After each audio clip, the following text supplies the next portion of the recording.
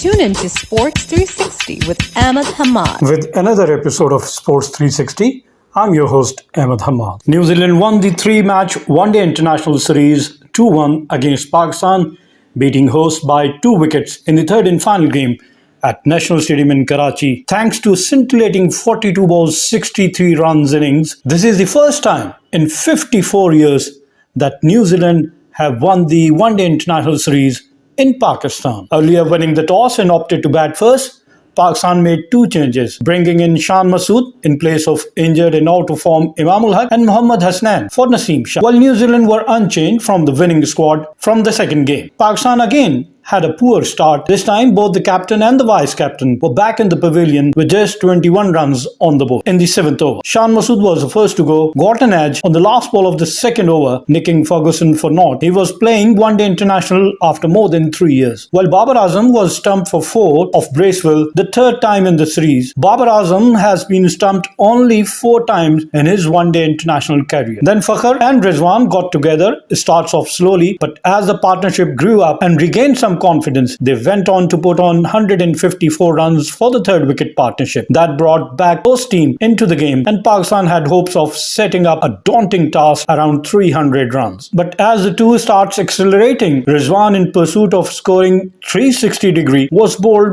by Sodhi, trying to play late from the middle of stump. Sodhi bowled it slowly, deceived Rizwan, and was bowled for 77 of 74 balls, hitting 6 fours. Prior to that, Rizwan completed his 850 in 28th over, hitting just 3-4, his third 50 in 4 innings. Pakistan were 13 for 1 in 5 overs. Pakistan paced their innings as they scored 13 for 1 in the first 5 overs. They were 37 for 2 in 10 and 83 for 2 in 20 overs. Pakistan reached 100 runs mark in the 22nd over. Pakistan were 120 for 2 in 25 overs, and in 30 overs, Pakistan were 153 for the loss of 2 wickets. As expected, you can double the score after 30 overs. Pakistan were well on course of 300 but lost the momentum from there onward and start losing wickets. In 35 overs, Pakistan were 184 for the loss of 3 wickets, and in the 36th over, Fakhr reached his first 100 against New Zealand and 8th in one-day international. He scored his 100 of 120 balls, hitting 10 fours and 1 6. Then he took a cheeky single to reach triple figure, got his muscle pulled, and in the next over was run out, taking another sharp single in the 37th over, when the team total was 191. Haris Sohail was also run out for 22 as he struggled hard to run fast because of his fitness issues. Pakistan were 5 down for 225 in the 43rd over. Nawaz was off colour with the bat and was bowled by Saudi for 8, followed by Osama Mir for 6. Salman Ali Agha again played a run ball, 45 of 43 balls, hitting 4 fours and 1 6. Pakistan were 206 for 4 in the 40th over, added 76 in the last 10, losing 5 wickets in the process, finishing with 280 for the loss of 9 wickets in their allotted 50 overs. Pakistan batsmen hit 23 boundaries and 4 sixes, and playing 134 dot balls, almost 22 overs of the total 50 overs. For New Zealand, Tim Southee captured 3 for 56 from his quota of 10 overs, and Lockie Ferguson took 2 for 63, while Michael Bracewell and Ish Sodhi took 1 wicket each. Chasing a total of 281, New Zealand batsmen maintained 5 runs per over scoring rate till Glenn Phillips arrived to play scintillating match-winning inning of 63 of 42 balls, hitting 4 fours and 4 sixes. New Zealand were 44 for 1 in the first power play as they lost their first wicket in the 9th over of Finn Allen, the century maker in the second one-day international. A run out for 25 when the team total was 43. Then a 75-run second wicket partnership enabled New Zealand to reach their 100 runs mark in the 19th over. Devin Conway was the second to go after scoring another half century, slicing it to Shan Masood at point for 52. New Zealand were 102 in the 21st over, but as New Zealand added another 52 for the third wicket and were 160 in the 31st over, Daryl Mitchell reverse sweep one from Agha Salman, only to hold out at short third man by Osama Mir for 31. 9 runs later, New Zealand lost their captain Kane Williamson, run out by Mohammad Wasim for 53. Then the collapse started. First they collapsed from 160 for 2 to 205 for 6, and then lost 4 wickets for 45 runs, and Pakistan looked set to win the match and the series. Bracewell was bowled by Osama Mir for 7, Tom Latham for 16, played on to Mohammad Wasim Jr. in the 39th over when the team total was 205 for the loss of 6 wickets, needing 76 from the remaining 12 overs with 4 wickets in hand. Then Glenn Phillips walks in with the other plans to play fearless counter-attacking cricket from the word go and brought up his 50 of 28 balls. New Zealand's second fastest 50 against Pakistan in one-day international. In the 43rd over, Pakistan had a chance of getting rid of Phillips when Rizwan behind the stump dropped him the next ball when Phillips tried to cut one from Osama Mir, got an it, and Rizwan failing to hold on to it. Had that been taken, New Zealand would have been left in a tricky situation with only Mitchell Satner and Tail left to get 35 runs from 7 overs with 3 wickets in hand. But the Lady Luck was on New Zealand and Glenn Phillips' side as the tourists romped home in 48.1 over with 2 wickets in hand. Phillips remained unbeaten on 63 of 42 balls and was declared man of the match. New Zealand batsmen hit 18 4 and 7 sixes as compared to Pakistan 23 fours and 4 sixes and played 141 dot balls. For Pakistan, Mohammad Wasim Jr. captured 2 for 35 from his 5 and Agha Salman 2 for 42 from his 10, while Mohammad Nawaz and Osama Mir took 1 wicket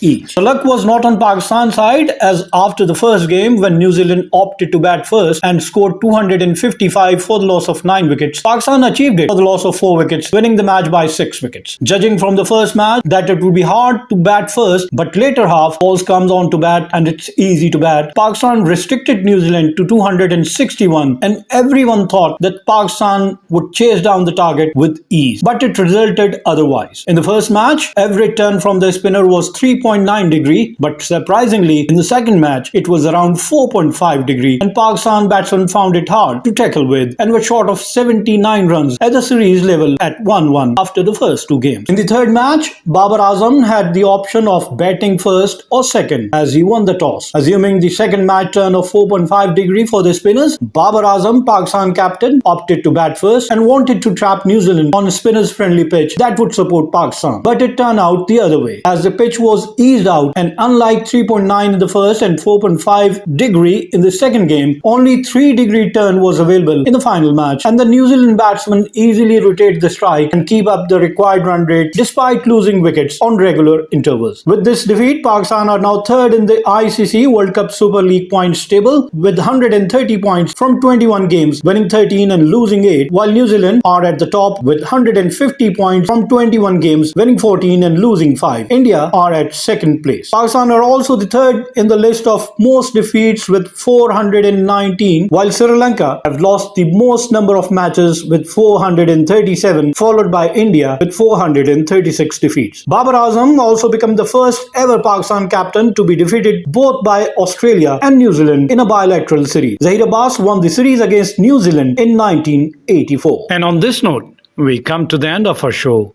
Till the next program, it's goodbye from Sports 360. Keep on watching Sports 360 with Ahmed Hamad for latest news, views, and interviews of sports personalities from around the world.